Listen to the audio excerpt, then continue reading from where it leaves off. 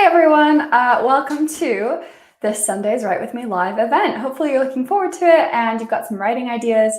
So quick announcement, if you're joining me live for the first time, this is just a really fun event where I will write a blog post live, and I usually have some time kind of when I get sick of writing, or I'm waiting for my next inspiration to strike me, I'll do a little bit of Q&A. So if you've got any questions, feel free to pop them in the comment box and I'll get to them when I have a moment. Quick update as well. Today I'm doing it obviously on Sunday because today is Sunday, but in the future I'll be doing these on Fridays. These are to make sure that I can spend time with my family on the weekends. And it's moving forward again, it's only going to be an hour rather than start to finish. And this is just, I wanted to respect y'all's time. I know sometimes it's fun to do the whole event, but I also know not everyone can or wants to watch the whole thing. Oh, hi, Ranger. My dog has decided to make an appearance. But yeah, this is just going to be an hour, so I'll wrap up around 1 p.m. So again, any questions, let me know in the comment box. And yeah, welcome to this new, I needed to get a little bit of exercise today because I've just been sitting at my computer, not really doing much of anything. So I was like, I'll just go to the standing desk so I can kind of still move around a little bit. Okay, so let's go ahead and jump in. Medium.com.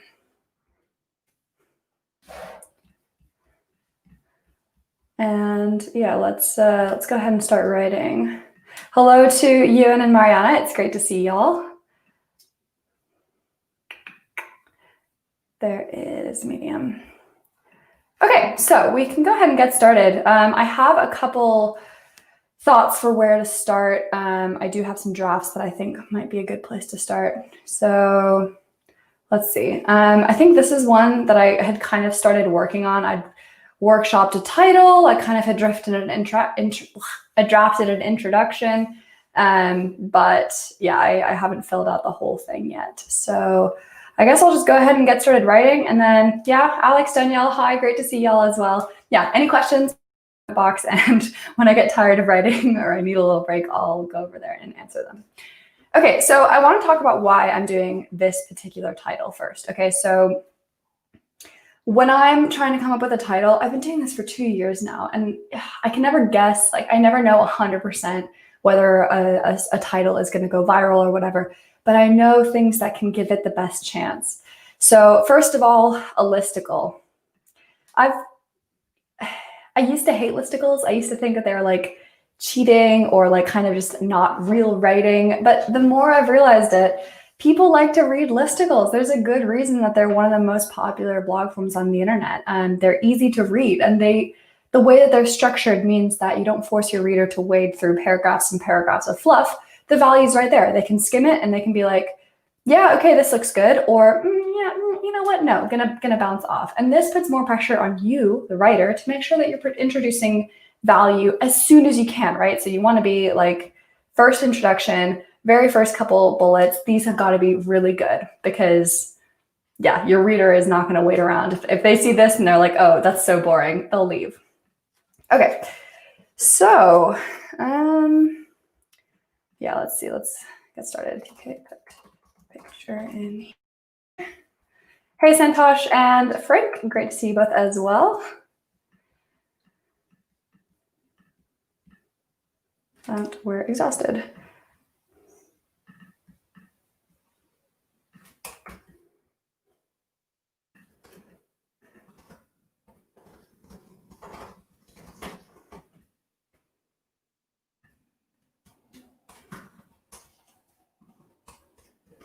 What I'm trying to do in this introduction is I'm trying to talk to a very specific person. One of the best pieces of writing advice I ever got was, when you're writing, of course, the goal is to try to get as many people as possible to feel like you're talking to them. But the easiest way to achieve that is to pick one person, just one. It can be a real friend, a family member, someone in your imagination, a book character, and write for that one person. So in this case, I'm thinking of one of my friends. She's actually working on the coronavirus response type of thing. And so she's like exhausted, and I don't think she even realizes how much she's working and how little time she has for herself. She's probably never going to read this, but that's who I'm writing for today. This is who I'm writing to. All right. Yeah, great point from Mariana, actually. Listicles are like reality shows. Everyone thinks they don't like them, but yeah, the audiences are huge and for a good reason. You know what? I swing back and forth on the listicle. I really think they're great. Okay. Even though we may not realize it, many of us cruise through life totally unaware that we're exhausted. We have all the habits of energetic people. And again, this is talking to her. Like, she sleeps 8 hours a night. She works towards her goals. She's always she's very productive.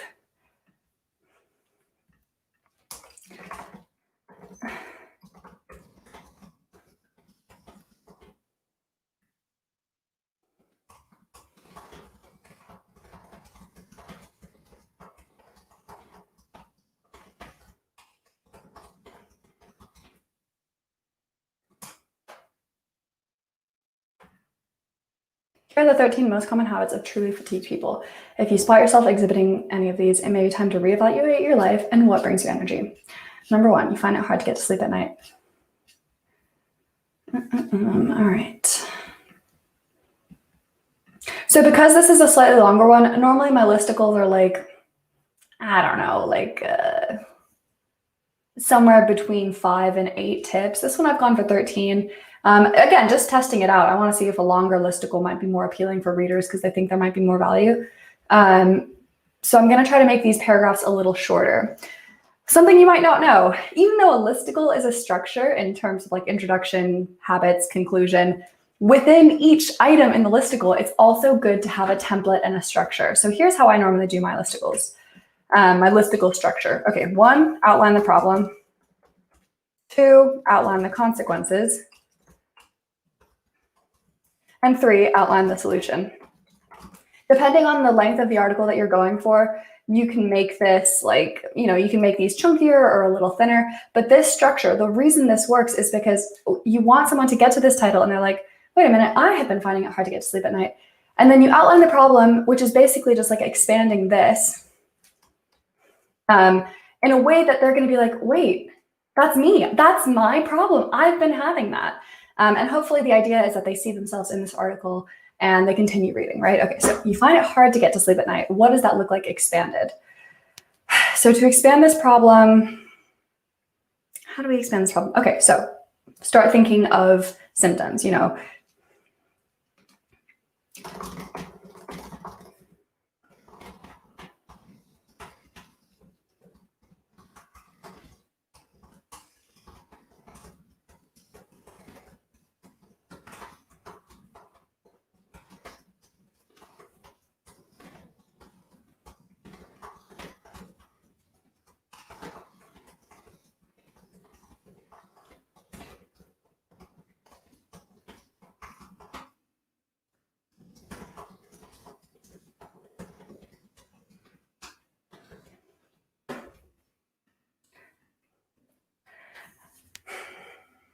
I missed a step. You have to put the reason in here.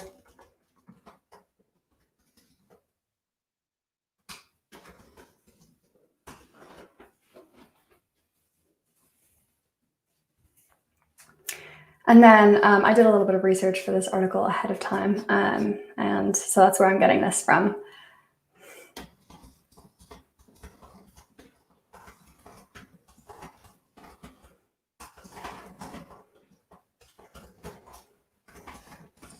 Full of hormones designed to keep you alert, I guess. And then we can get rid of this because I've just popped in the reason. Whack this bad boy in there. All right, I can't remember. Okay, the issue with doing articles kind of piecemeal like I've been doing is I don't know if I stole this from something. So I never want to plagiarize, and that's the issue sometimes with taking notes is I'll copy something and I'll paste it in and I won't realize that I literally stole this from something else. So what I want to do is, hopefully y'all can still see this. I think you can. I'm Google searching for this to see if okay, so it doesn't look like this. I think I wrote that, but we can, oh, look, this is perfect. Actually, I was hoping to be able to find an actual, all right, well and good though. Dr. Phillips, well and good. Where does this source come from? I hate myself sometimes. I'm like, why did I not just paste? Here, we're just gonna whack this bad boy in here. See what comes up.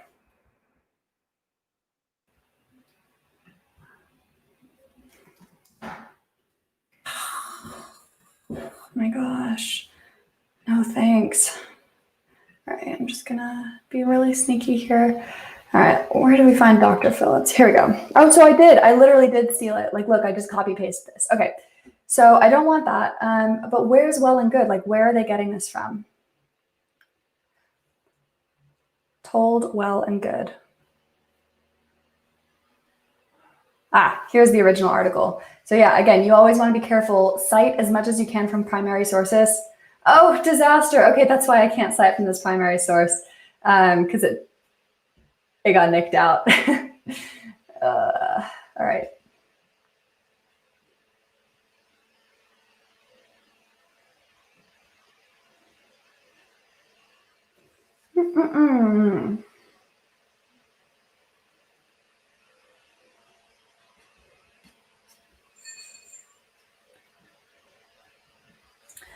I hate doing this, but we are gonna have to cite, oops, nearly lost my balance. Gonna have to cite a secondary source here rather than a primary source. Okay, so to do this, let's find the original author of this piece. God, this really keeps going. Okay, who wrote this? Where's the author of this article? Ariel Chintel, copy link address. Okay. As Ariel Schinkel, how did you spell her name? Schinkel, right? T-S. I know it's not pronounced like that, but that's just how I remember. Schinkel summarized in her article in Insider. Oops, let's copy this article. I don't want that hyperlink there. In Insider, Dr. Phillips. Who is Dr. Phillips again? Let's see. Why should we listen to Dr. Phillips? Holly Phillips, author of The Exhaustion Breakthrough.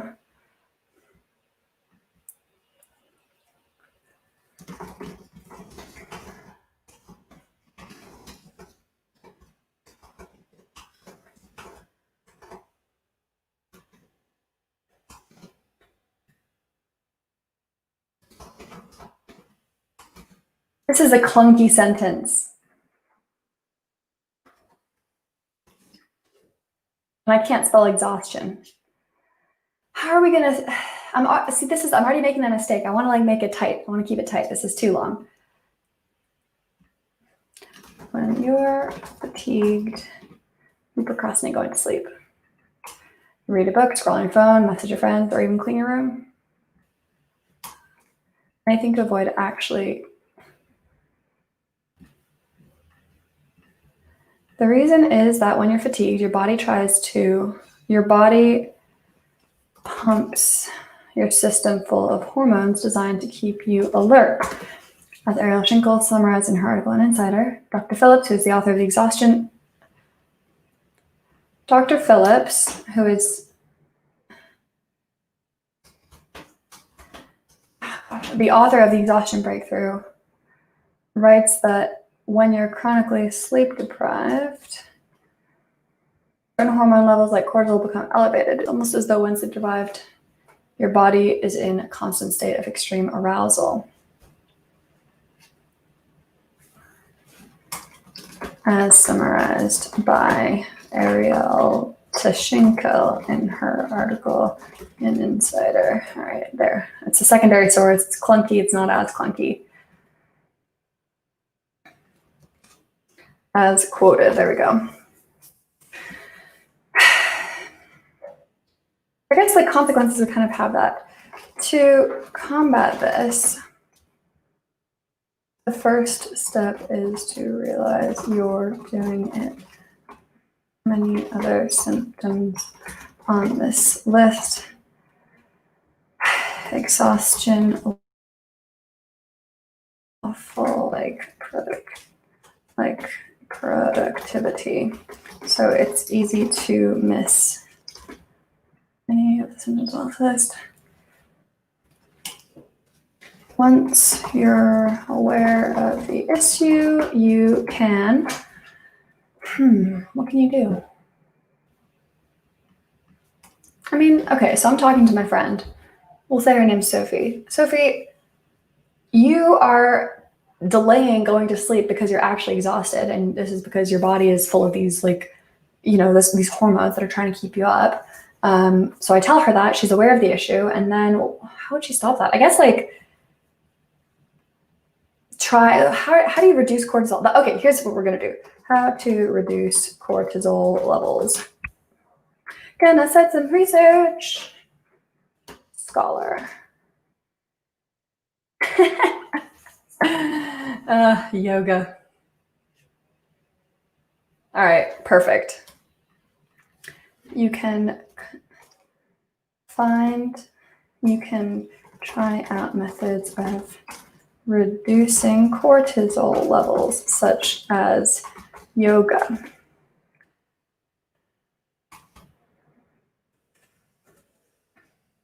One method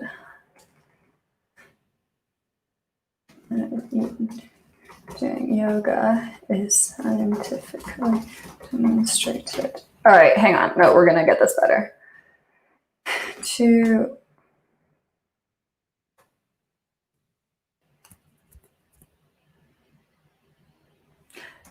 Already written to combat this. Then reduce your cortisol levels with a scientifically proven method like yoga.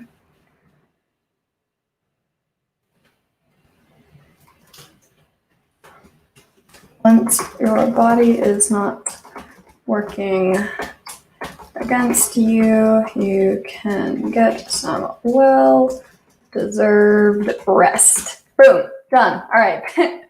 Section 1 done. That took longer than I thought. All right, I'm gonna stop, hop over and answer some questions. Okay, so I'm probably just gonna do 3 questions because it's taking me forever to write this and I wanna make sure I'm giving as much value as possible. Okay, this is a great one from Pranjal. Lost motivation for writing. Any tips to kickstart the writing journey? I have 2 methods I swear by. Okay, so the first one is, rather than trying to aim for writing 1 story a day or publishing or writing X number of words, just sit down for 5 minutes. Literally just 5 minutes, maybe a day, 5 minutes every other day, whatever, and just try to write. It doesn't matter if it's garbage. Reduce all the pressure you can on yourself. Just write for 5 minutes in a journal, in a Google Doc, anywhere. What I find is that this kind of by removing the pressure, it unblocks me. And sometimes I'll want to write for way more than 5 minutes. And that's great because I don't have to, but if I do, it's a bonus and it's great. The second method, if the 5-minute thing doesn't work for you, don't write. If you are trying to force yourself to write and you just can't find the inspiration, it's probably because you don't have anything to say. And that's okay. None of us is an article producing machine who can just crank out content all the time. And it's okay if you take a day, a week, a month off and just rest, gain inspiration, wait for that drive to write to come back to you. You don't want to burn out for good. And I find the best way is to sort of slowly reintroduce yourself via 5 minutes daily, or just take a break altogether.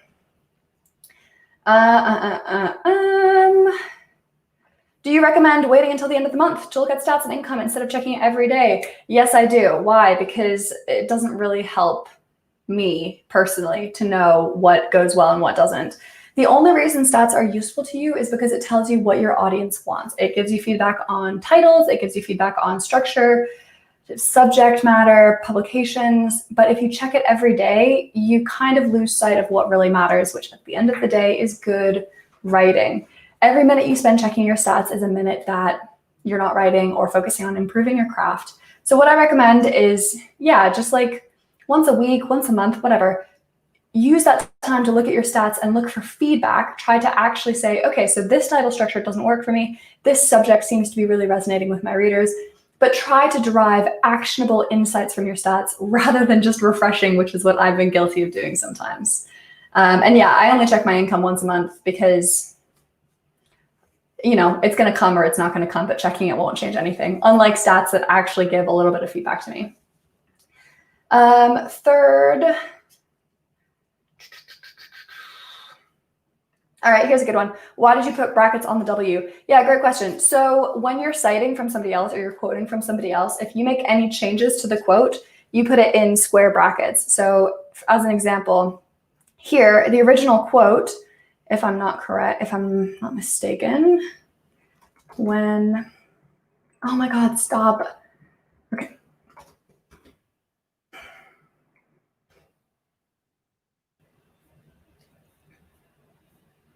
Yeah, so the original quote has a capital W, but because I'm citing inline, I use a lowercase w. Because I've changed it, I put it in square brackets to indicate that that was my addition, not anybody else's. All right, back to writing. Your normal hobbies are draining you. God, who has not been there? Okay, let's whack in our symptoms, reason, solution. That's a little listicle structure. So we're just gonna whack them in everywhere. Boom, boom, boom, boom, boom, boom. Oh my gosh, I obviously got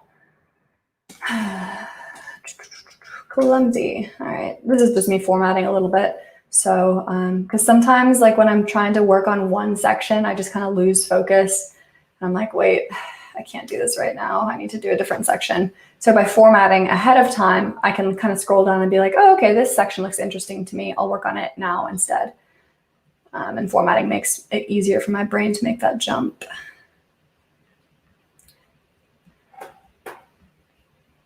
Playing away from your friends and family. Okay, your normal hobbies are draining you. I'm talking to my friend Sophie. She doesn't seem to want to do any of the things. If you can't seem to muster the,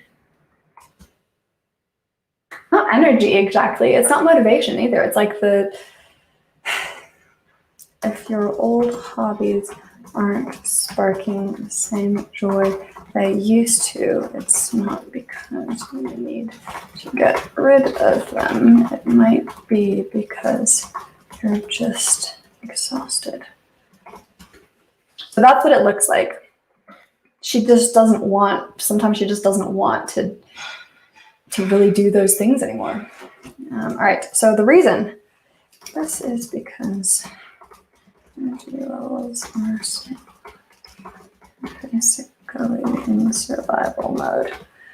All right, so now, again, I don't want to just be like citing my own opinion as though it's fact. So exhaustion, don't enjoy hobbies.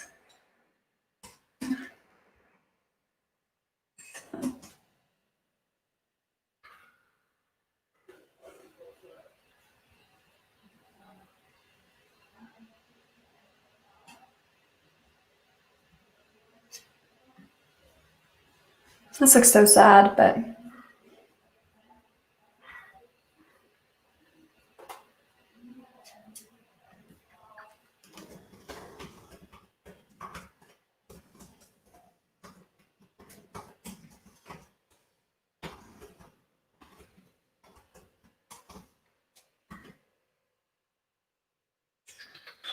one of the common symptoms of depression is a total loss of interest in new hobbies. While you might not be clinically depressed, a lack of energy can give you some of the same symptoms.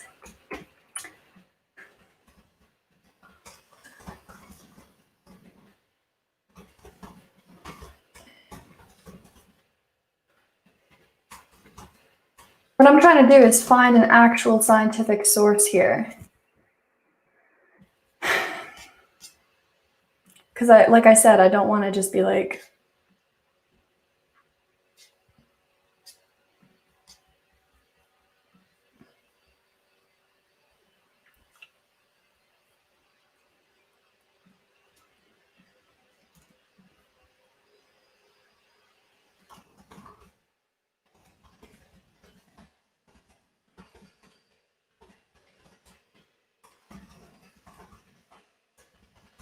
Gosh, I don't know if you can hear my computer is like just heating up so loud. The fan is just spinning and spinning.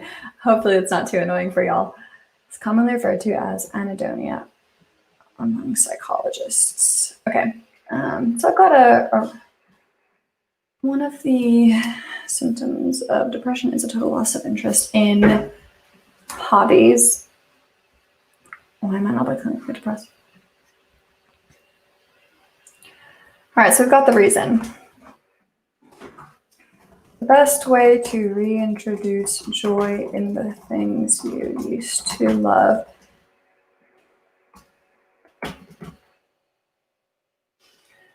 Talking to my friend Sophie, what would I tell her if I think the first thing would be to remove the pressure.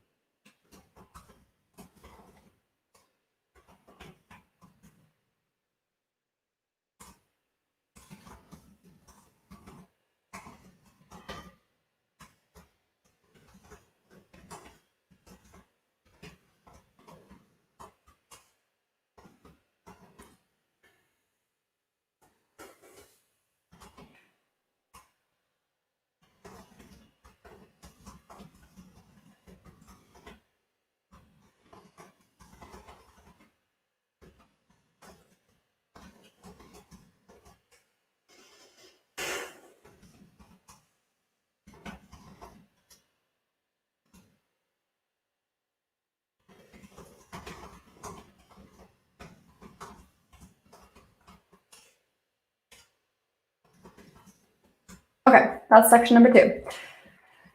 Question time. How do I decide whether to open my own publication? I'm worried it will take more time than I have and no one will see my pub. This is a good question. On Medium, like there's only so many hours in a day, right? There's only so many articles you can publish. So every decision you make, there is an opportunity cost. I decided, I can't tell you what the right answer is. I can tell you what my decision was. I decided to open my own publication when I could get regularly curated and I had my own existing audience, and it meant that I could guarantee some views to my publication. If you try to do it too soon before you really have figured out how to get curated or before you really have any followers, this does mean that your stories in a publication, they won't have the source of views that a lot of your stuff in other people's publications could get. The second decision is what you're losing. Okay, so when I publish into another publication, they don't let me have a call to action at the bottom. And I'm at the stage of my career where that's a huge trade-off for me because it means I can't gather email addresses for my email list. I can't send people to my website. You know, the call to action at the bottom is a real sell for me. So when that cost became too high, I thought, okay, well, in my own publication, especially because I have my own audience now, I will be able to retain that call to action. And it means that even if I don't get the views that I would have putting it in a big publication, I can make those views worth more to me. Hopefully that helped. What should be a good pen name? Good question. I think about this a lot. Number 1, a good pen name I think has a good connection to you. So I'm not going to tell you exactly what it is, but my pen name is vaguely related to my actual name. So this can be like you use the same initials, or maybe like a grandmother's name or a grandfather's name or some other connection to you, because it sounds silly, but writing under a pen name, it's easy to kind of feel yourself turn into 2 people, not in any like medical way, but just you want something to remind you that it's still you writing. These are your experiences. This is you as a real person. The second thing is a bit more businessy. Google your pen name, your pen name, and see if it already exists. So Zuli Rain, I am the only Zuli Rain in the world, as far as I can tell. I'm sure there's another one out there somewhere. But if she is, she's not on Google. So if you Google Zuli Rain, I am the only person who comes up. That's specific. That was intentional. I picked my pen name because it was unique. And when I started building my brand, it means that I am the only person who occupies that space. My given name is super common. So, you know, it was just made sense. All right, last question.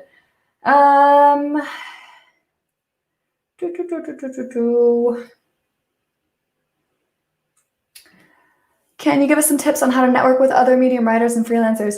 Yeah, so 2 places to look. First of all, Facebook groups. There are a lot of different Facebook groups. The one I really recommend, my friend Sinem, it feels very cool to call her my friend because she's a very, very, very cool person. She's got her own Facebook group. I think it's called Medium Writers Academy. I love this Facebook group because it's very positive.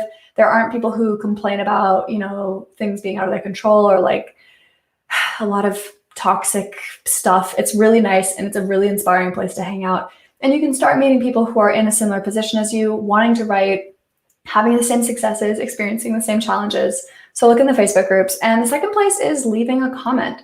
A lot of writers read every single one of their comments. And if you write something and you're like, hey, I loved this, and this is why I loved it, you form a connection with that person. They might get back to you. You might start becoming building a relationship that way. So those are the 2 ways that I recommend. Okay, onwards.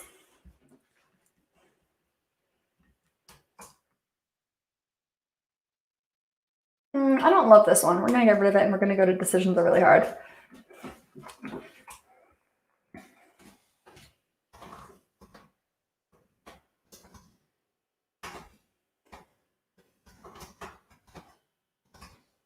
Can't spell denial.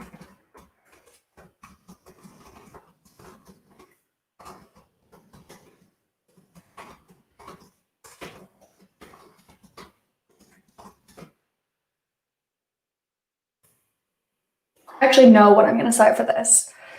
All right, that's what it looks like. This is because it's got the reason.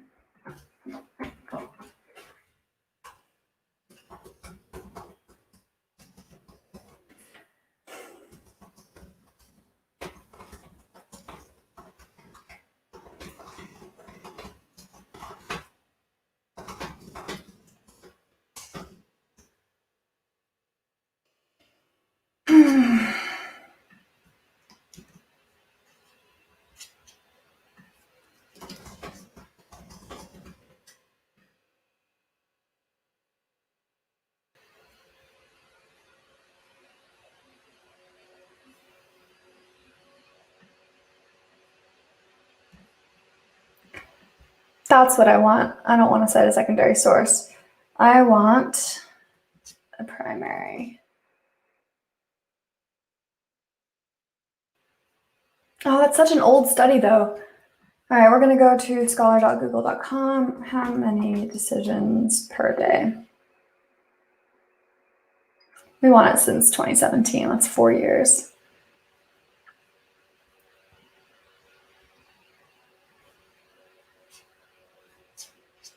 All right.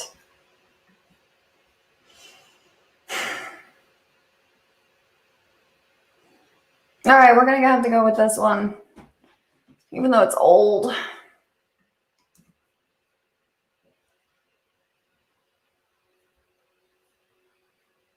No, this one doesn't even have, where's the full article?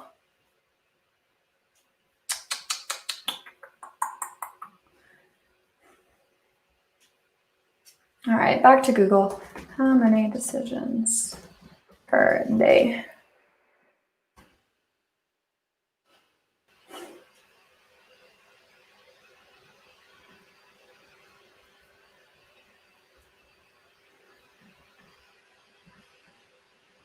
That's what we want.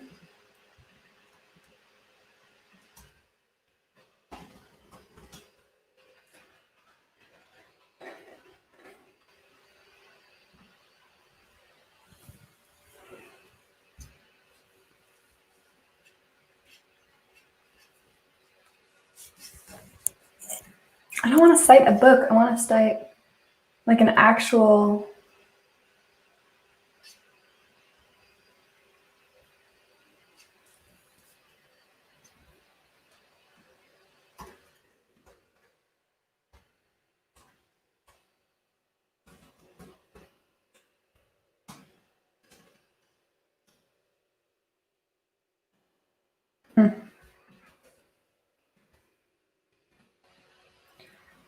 You'll see how much of my time writing is actually spent chasing up primary sources.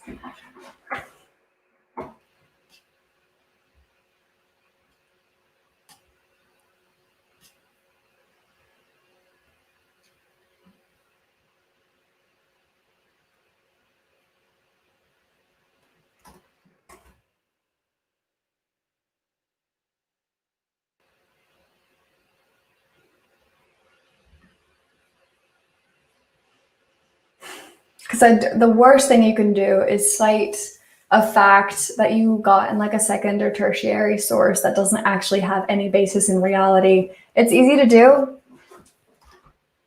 Who did I just say? It's Sahakian. Oh my God, no, stop. Sahakian.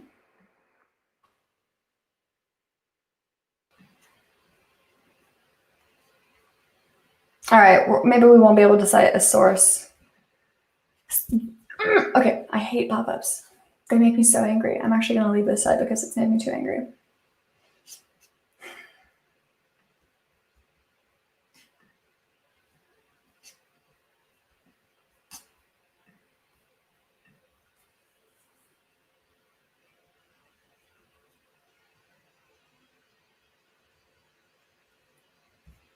Yeah, I agree with this person. I don't want to use the statistic unless it's got like an actual number of decision, like estimated. How did he come up with that?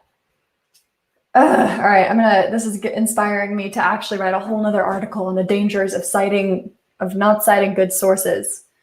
So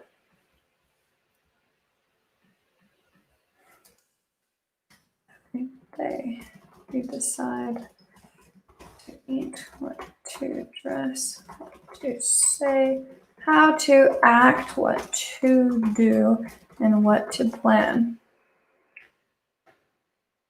These decisions all take energy.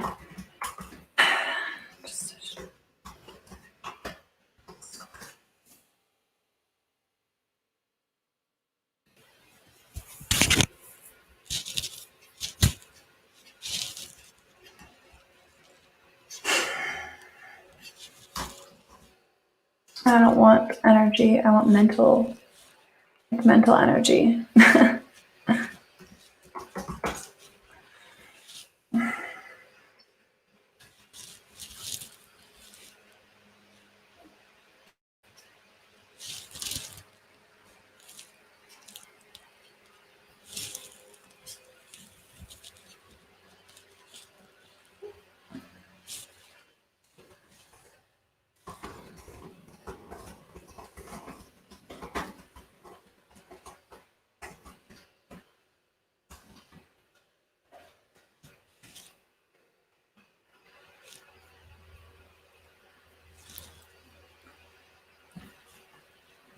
This is a great quote.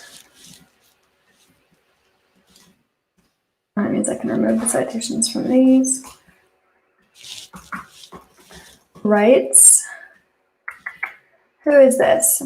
Brandon Otto in his 2012, not 2021.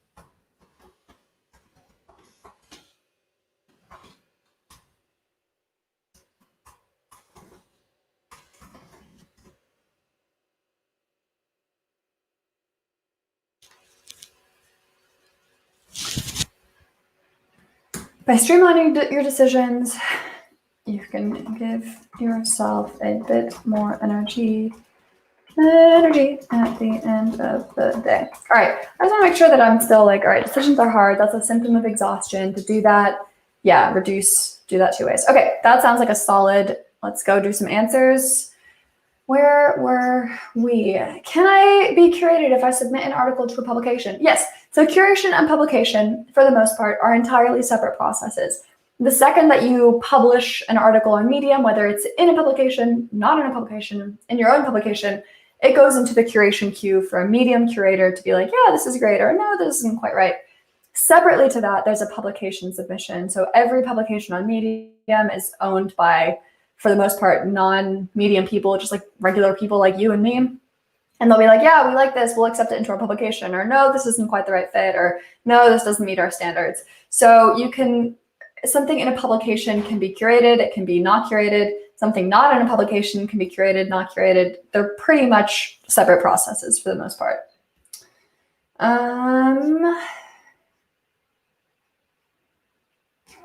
Do you ever look, oh, there's my girl. Hi, Astrid. Can you hear her? Where are you, Miss Lady? We have little conversations sometimes. No, I don't. Sometimes I accidentally click on my notifications tab, which is why I have 3.4 thousand and not like tens of thousands. But I don't, because, yeah, it kind of stresses. What? Do you want to come up here? Come on. She's thinking about it. When a publication asks for a draft, does that mean I cannot publish first on Medium and then send to publication? Yes, Dennison, you're absolutely right. You cannot. So when they want a draft, what they want is for you to go here to this unpublished draft and say it's share draft link, copy that, send it to them. That's what they want. If you publish it, then they probably won't want it. A lot of publications prefer unpublished drafts that they publish inside their publication rather than being published and being added to the publication after the fact. Because the theory, nobody knows for sure, but the theory is that Medium prefers newer content. And by publishing a story in a publication, you get to access that boost of Medium promoting new content and the publication's followers all at the same time. All right, onwards. What? Where are you? She just loves to yell at me. No, there's no way to unpublish a draft, unfortunately. So yeah, if you publish the one that they were hoping you to send them a draft link of, then yeah, I mean, you can delete it and republish it, but Medium's really, really precious about duplicate content on Medium. So if you're going to do this, you have to really thoroughly rewrite it in a way that won't make it like, you know, a copy paste job. Okay.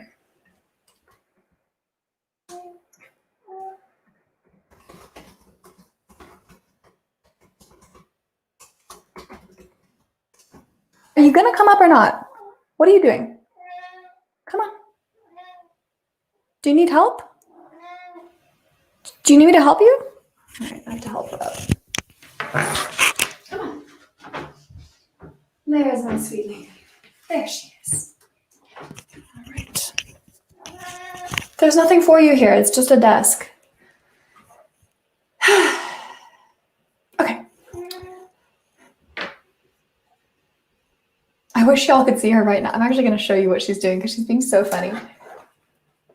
Oh, she stopped. She was just shy. Never mind. Do you have something you need to say? She's so cheeky. Right. Hot-headed or simply tired? Yeah, this is good. Although, again,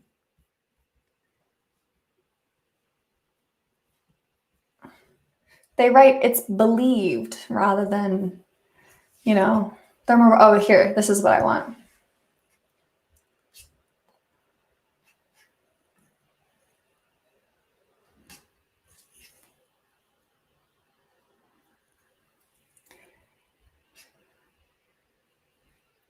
God, that's dense.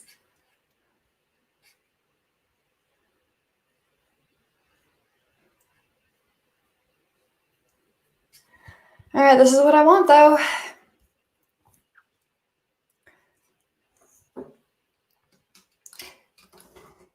Move your tip, ma'am.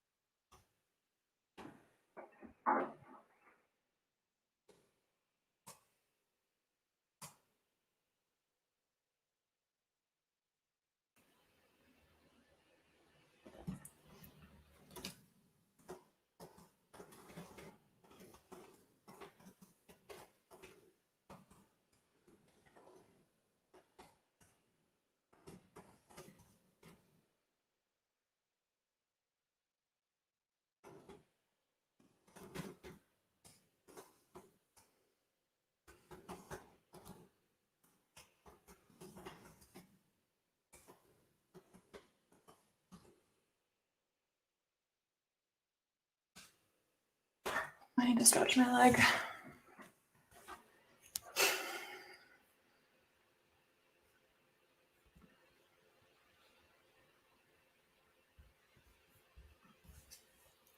Okay, so yeah, how do I fix this? I'm struggling to sleep. A sign is body control.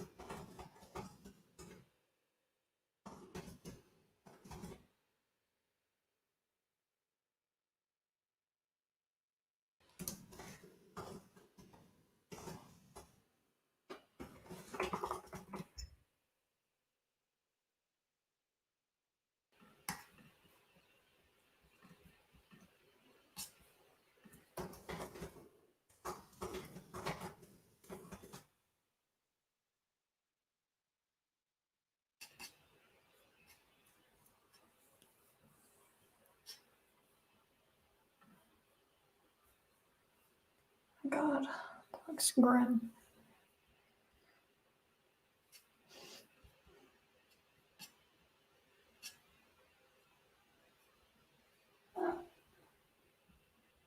Can y'all hear her meowing? She keeps just like being like, meow.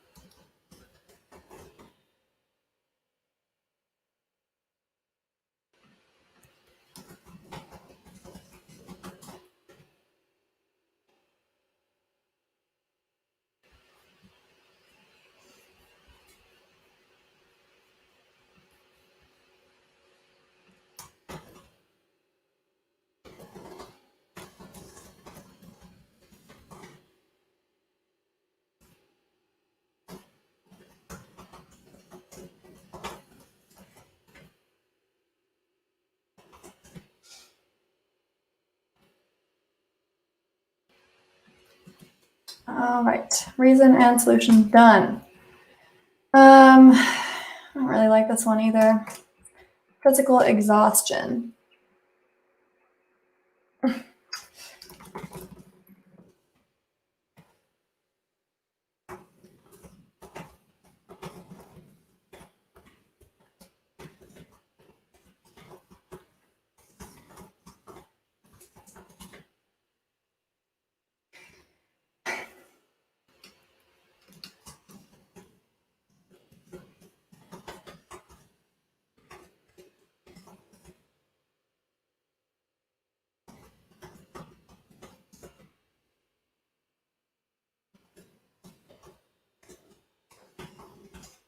Looking for a source to cite. Looking for a source to cite. Due to a suppressed immune system. A positive mood. Physical consequences of, oh my God, I always do this, of a positive mood.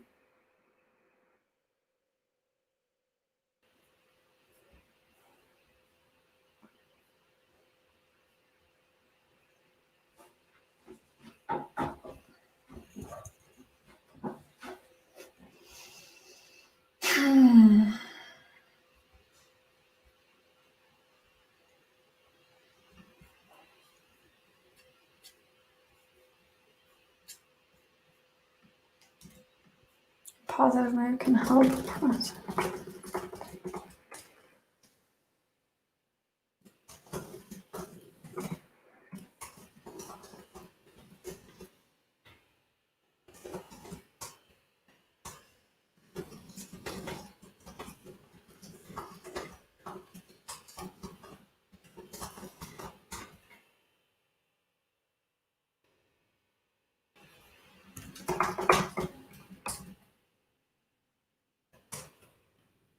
All right, that's our symptoms. The reason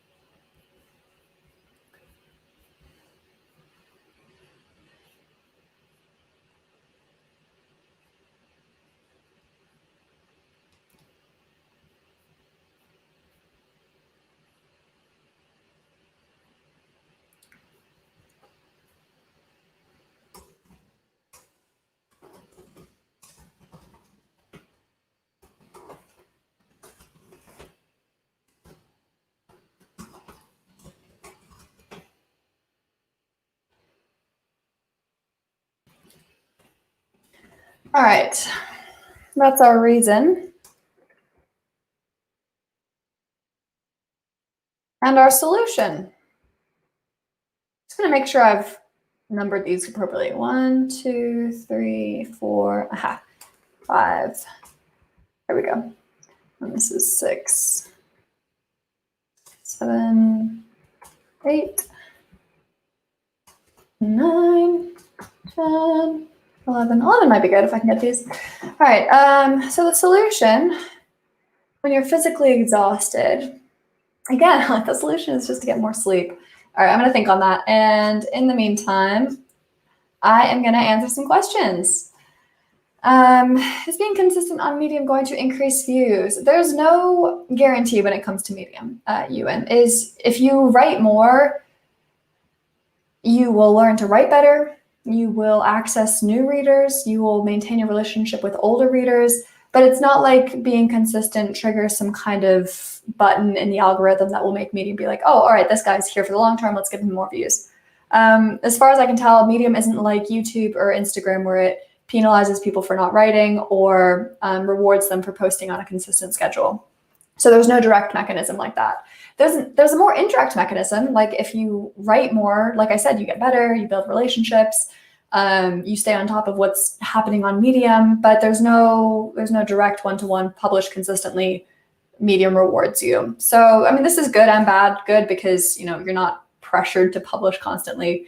Bad because, you know, it's just another mystery to unravel. Hope that helps.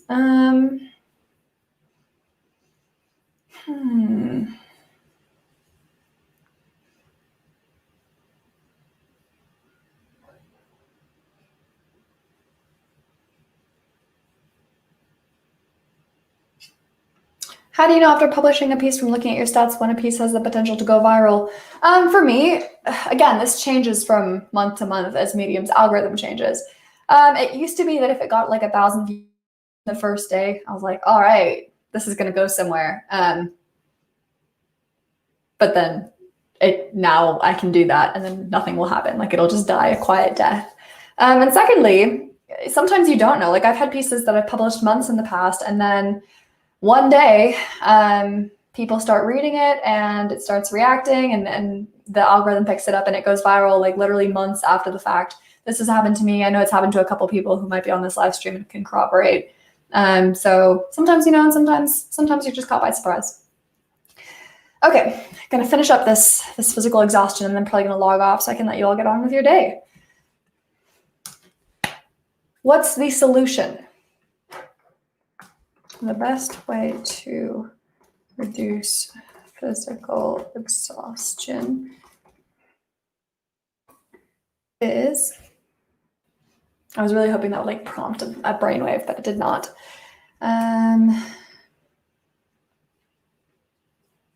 What's the best way to reduce physical exhaustion?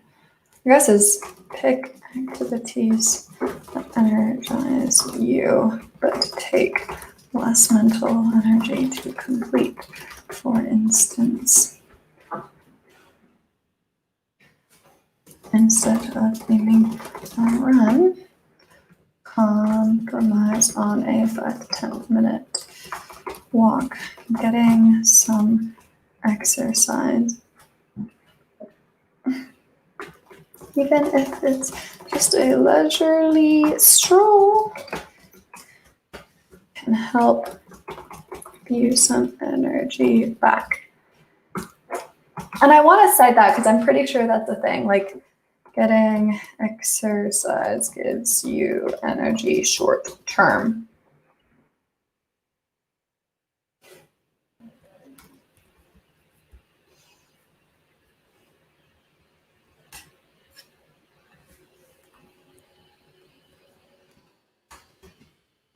Both in the short term and in the long term through improving fitness to even helping regulate